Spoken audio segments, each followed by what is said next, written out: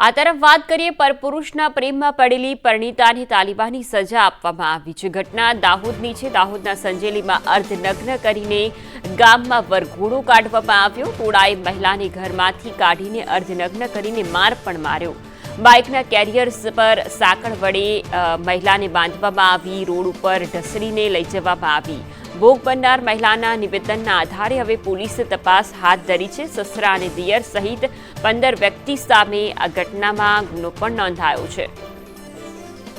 સંવાદદાતા હેમલ પાસેથી વિગતો લઈશું। હેમલ, મહિલાને તાલિબાની સજા આપવામાં આવી છે, શું વિગતો? ચોક્કસથી વાત કરીએ દાહોદ જિલ્લાના એક સંજેલી તાલુકાની એક જે ઘટના જે છે જે માનવતાને શર્મસાર કરે તેવી ઘટના જે છે સામે આવી છે। સંજેલી તાલુકાનું એક ગામ છે તેની અંદર એક મહિલાને પ્રેમ કરવાની તાલિબાની સજા જે છે આપવામાં આવી છે। જે મહિલાને કેટલાક ઇસમો દ્વારા મહિલાને અર્ધનગ્ન કરી અને તેને ગામની અંદર વરઘોડો કાઢવામાં આવ્યો તેવી જે માનવતાને શર્મસાર કરતી ઘટના જે છે સામે આવી છે।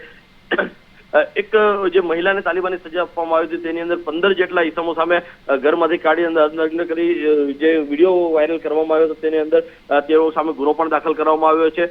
સમગ્ર ઘટનાની જો વાત કરવામાં આવે તો એક જે મહિલા જે છે તેને એક યુવક સાથે પ્રેમ હતો અને પ્રેમની અંદર તેના સાસરિયાઓ મળી અને તેનો એક તેના પિયરમાં આવે તેનો જો મહિલાને પકડી અને તેનો વરઘોડો કાઢવામાં આવ્યો હતો। વરઘોડો આખા ગામમાં ફેરવી સમગ્ર વિડીયો જે છે મોબાઈલ ફોનમાં ઉતારી લે સોશિયલ મીડિયામાં વાયરલ કર્યો। સમગ્ર ઘટનાને પગલે દાહોદના ઝાલોદના ડીવાયએસપી છે ડીઆર પટેલ દ્વારા ત્યાં ઘટના સ્થળે પહોંચી અને ત્યાંનો જે સમગ્ર મામલો જે છે તે થાળે પાડ્યો હતો। જે મોબાઈલની અંદરથી જે વિડીયો જે છે તે તમામમાં ડિલીટ પણ કરાવ્યા હતા ત્યારે આખો મામલો જે છે દબાવવાનો પ્રયાસ પણ અહીંયા કરવામાં આવ્યો હતો।